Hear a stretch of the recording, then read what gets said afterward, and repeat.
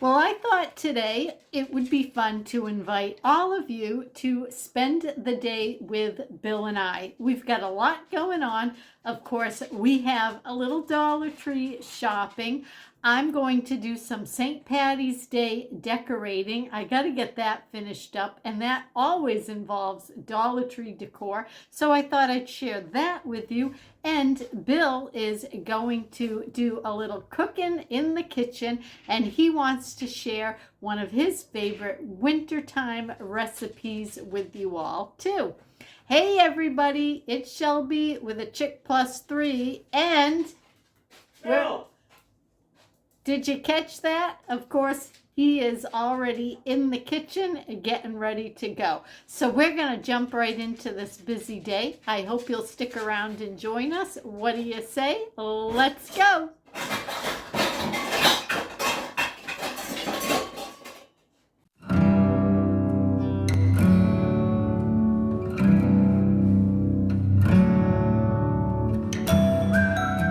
I thought what I would do is share some of my St. Patrick's Day decor. I have some to finish up, so I thought we could hang out together, and I'll show you guys exactly what I'm going to do.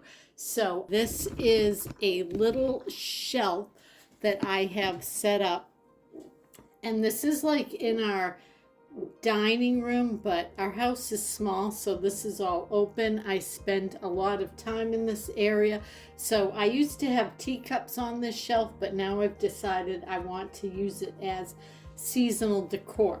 So these white trees here, I've had these up since Christmas, and I had them decorated for Valentine's Day. I did share that, and so now I'm going to decorate them for St. Patrick's Day. So what I did was I just pulled out some of my green dishes, these awesome vintage huge St. Patrick's Day ephemera pieces Monique sent me. These are the little Dollar Tree.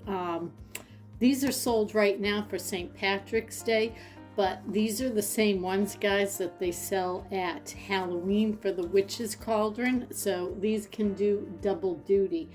For some height, I have them set on some napkin rings. I've got some chocolate gold coins. Oh, and up there, now I don't know, it's not going to show great because of the light streaming in, but this is one of the Dollar Tree felt garlands that I shared with you guys. So here, let me turn it back. All right, guys, so what I'm going to continue to do on the shelf, I have those white trees. So look at what I found. Now look at, this is Easter ribbon, but look at that gorgeous green and white, right? That's going to be perfect for St. Patrick's Day. And if you all remember, I had hauled these not too long ago. So both of these things are from the Dollar Tree. So I think these will look cute, and I'm going to use the ribbon. So let me grab some scissors.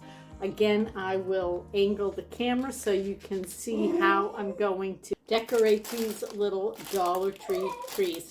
And that whining down there, that crying, is, of course, my dear Mr. Bryn.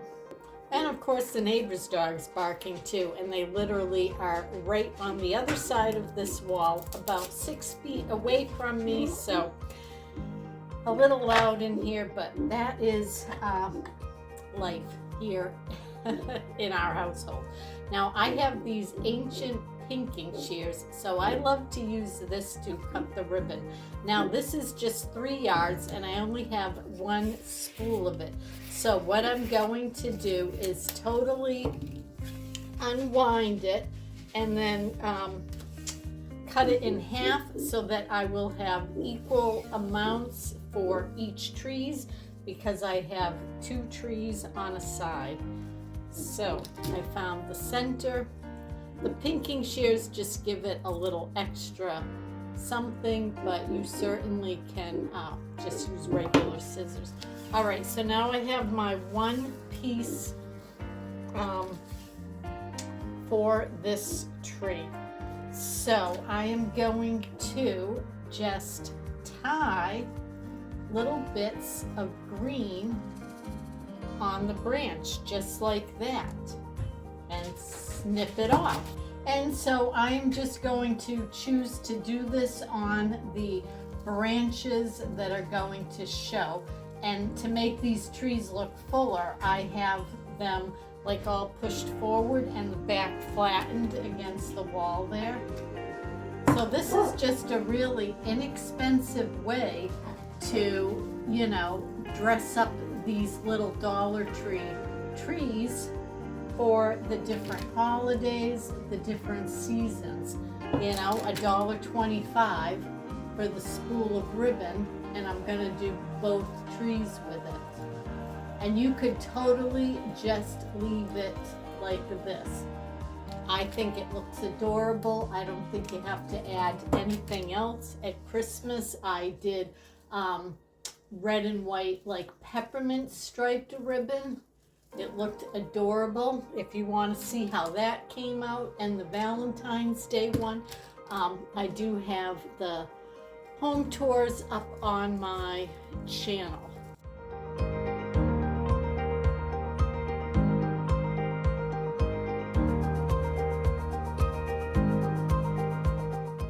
All right, I'm thinking that's looking super sweet. And what I did, guys, so see what I'm talking about? I have the back all flat so that it can go flush with the wall. And I use some styrofoam and put it in this plastic cup. And you can see it was a Christmas one, but I turned it around. It has little snowflakes on it. And that way it just fits here perfectly on the shelf. So now I'm going to work on the tree on the other side. All right, so here is the other tree, and now I'm going to do the exact same thing to this one. So I have the other yard and a half.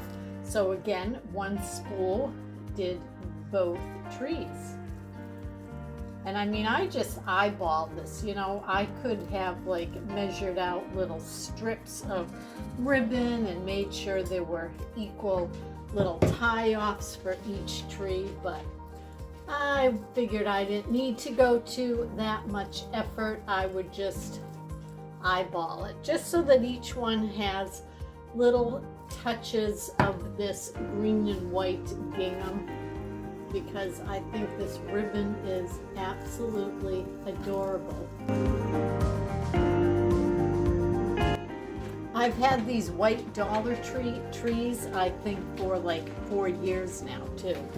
So I bought them back when they were $1, so I have definitely gotten my money's worth out of these.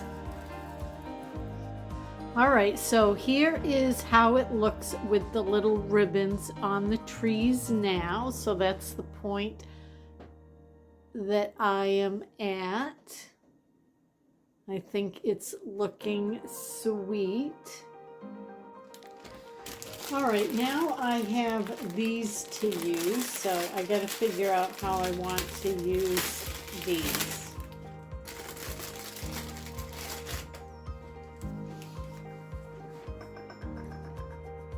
And there's green with white, and then white with green.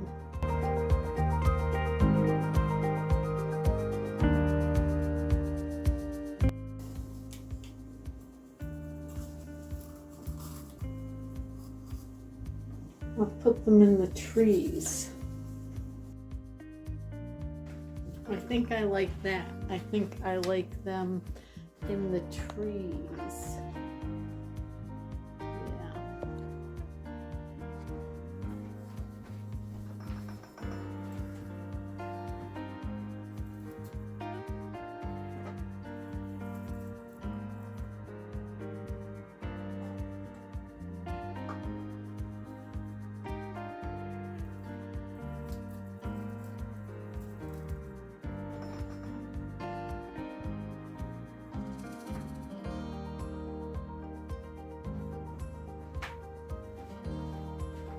I don't know, what about something like that? Tree Have a couple in the cauldrons. And then the other tree. I think that looks kind of cute like that.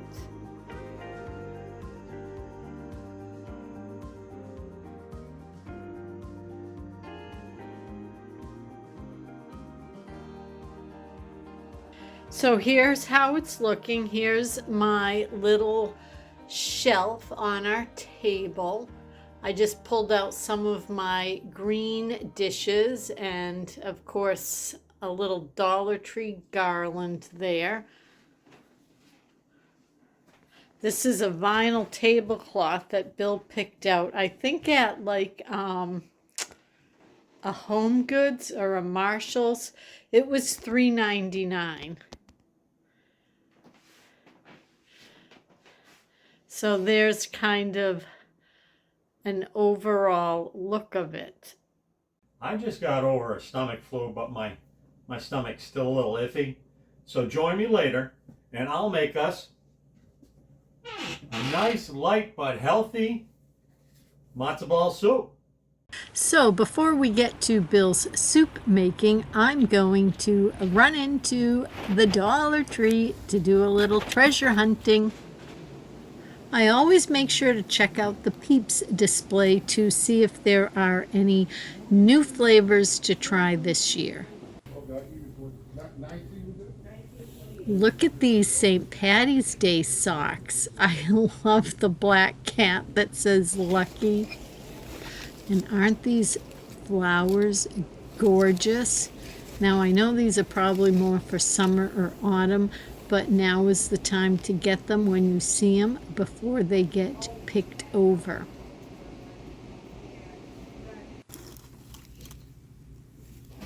This is really catching my eye too. These are gorgeous stems in 3 different shades. These really look springy to me. Delphinium, how nice. And what is this? Silly Scents by Crayola. So I guess it's like Crayola's version of Play-Doh, but they're all scented. Grape, strawberry, orange. What's this yellow one? Lemon? No, banana. Oh, wow. Oh, and look at this. Treats for my peeps. That print looks new. Oh, so doesn't this one maybe? Cottontail's Candy Cafe Jelly Beans. And I don't think I've ever shared this garden sign with you guys. Their Spring Fling collection. Now this is new to me, another felt garland. Look at this one. Pink, blue, and yellow flowers. And this is a really fun print tablecloth. All right. These are really nice. You get a 2-pack and they're very like rubbery. I think these would be great in the fridge, not get all brittle. And they have a navy blue and a gray, and then they have the larger coordinating one. But nice like rubberyness to these. Star Plast. I don't recognize that label.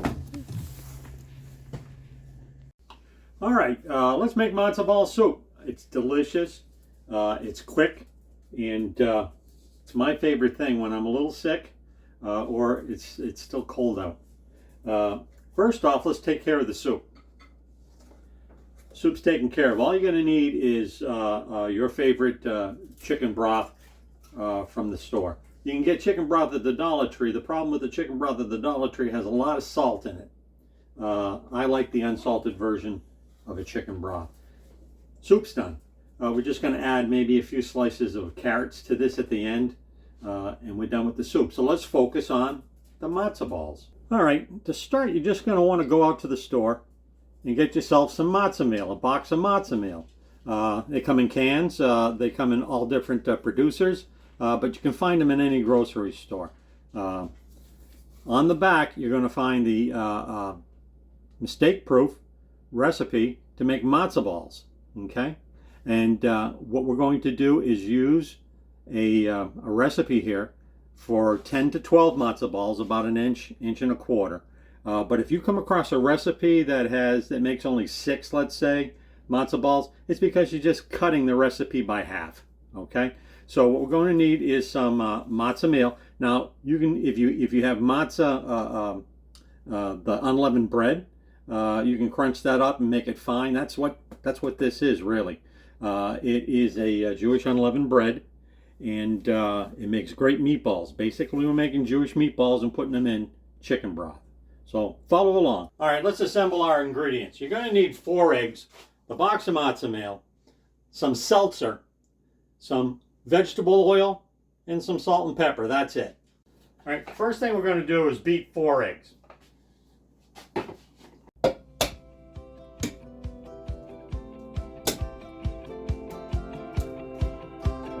One.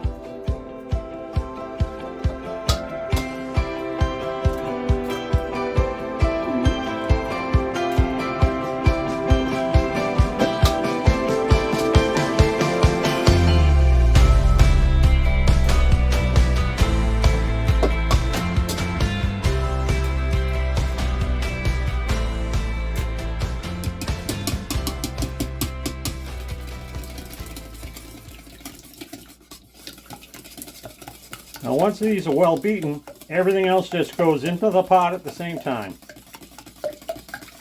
All right, to the eggs we're going to add a 1/4 cup of vegetable oil or margarine.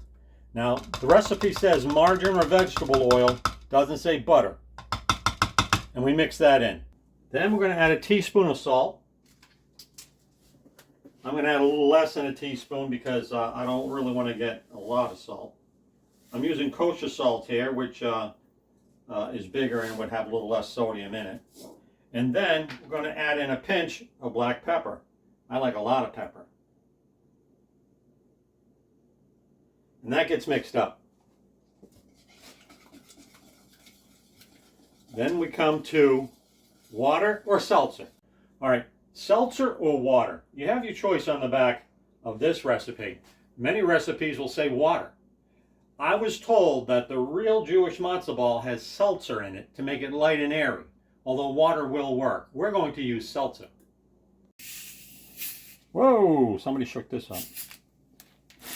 Whoa, medium dreist.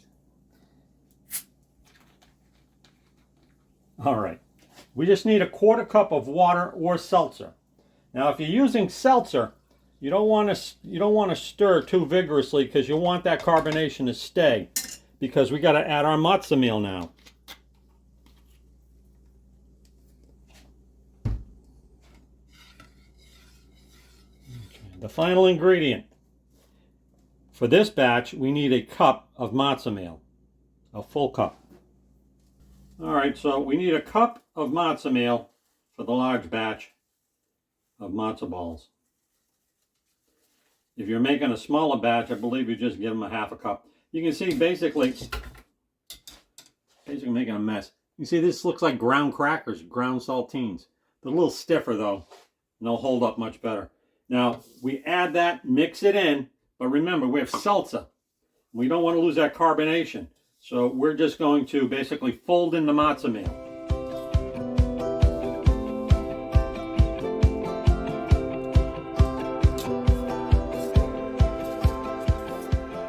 All right, so what we have to do now is we have to get this nice and stiff so we can make our matzo balls. So I'm going to put it in the refrigerator for a minimum of a 1/2 hour. I prefer an hour. So I'll see you in an hour. All right, it's been an hour. Now I'm going to make my matzo balls. You want to make sure your hands are wet because you're going to be rolling this hardened dough into sort of little meatballs, about an inch, and popping them into boiling water. All right, so I take a little bit, maybe a teaspoon. Again, everything's wet, and I roll it. These are going to expand in the water as they boil. So an inch will give me about 1 1/4 inches. And according to the recipe, I'm going to be able to get about 10 to 12 of these. And just pop them into boiling water and get on with your next one. You want to do this kind of quickly. Here's my other one. All right, so I'm going to work to get all these in the pot, and some of them are going to start floating to the top almost immediately. When they all float to the top, that means it's done. So once we get them in to the boiling water, we turn it down and simmer for about half an hour, and then they all should be floating.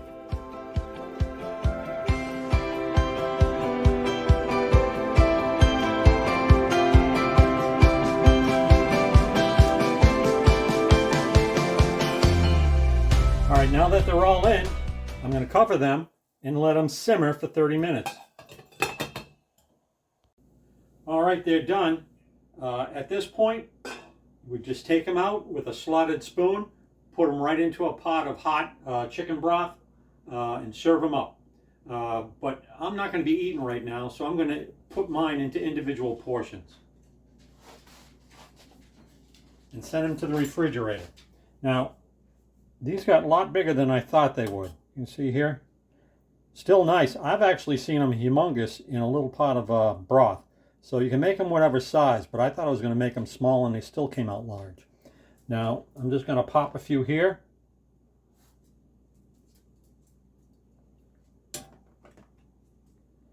Pour some pre-made soup over it. Doctor the soup up a little bit and then reheat these whenever I want a meal. Now, if I got too many left over, they can be frozen. To freeze matzo balls that are already made, you want to put them on a cookie sheet on parchment paper, separated, and then freeze dry them. I mean, dry them quickly. Freeze them quickly in the refrigerator, and you can collect them in a bag. Once they're in a bag, you can keep them for 3 months. Take them out, put them in a pot of soup, and serve them whenever you want. All right, I got all my matzo balls. Now this is unsalted matzo, made into matzo balls. You can get all different types of matzo balls, matzo meal to make matzo balls. So be aware of that. Now I got about 20 out of that large recipe, 20 good size ones. So what I'm going to do now is, since I'm not going to eat right away, I'm going to make some portions. I pour my pre-made soup. Now, if you want to doctor this soup up before, I mean, it's just basically chicken broth. It's all ready to go. If you want to do this before, you can heat it up. You might put some garlic or onion powder in it. You can put some smoked paprika, whatever you think you like. What I'm going to do to doctor this up, that was about 2 cups of soup, is I'm going to take some carrot shavings. I already peeled this. What I'm going to do is just put some curls in, some carrot curls in. That's going to add a little color, maybe a little sweetness. But I'm not putting in chunks. If you wanted chunks, you can. You just boil them ahead of time before you put the matzo balls in. See, and then when that comes out into the bowl, they make a nice presentation. If you'd like to see more Cooking with Bill, just click on the video that we have linked here. We will be back again very shortly with some fantastic Dollar Tree fun. And remember, our dear friends, until then, please be well.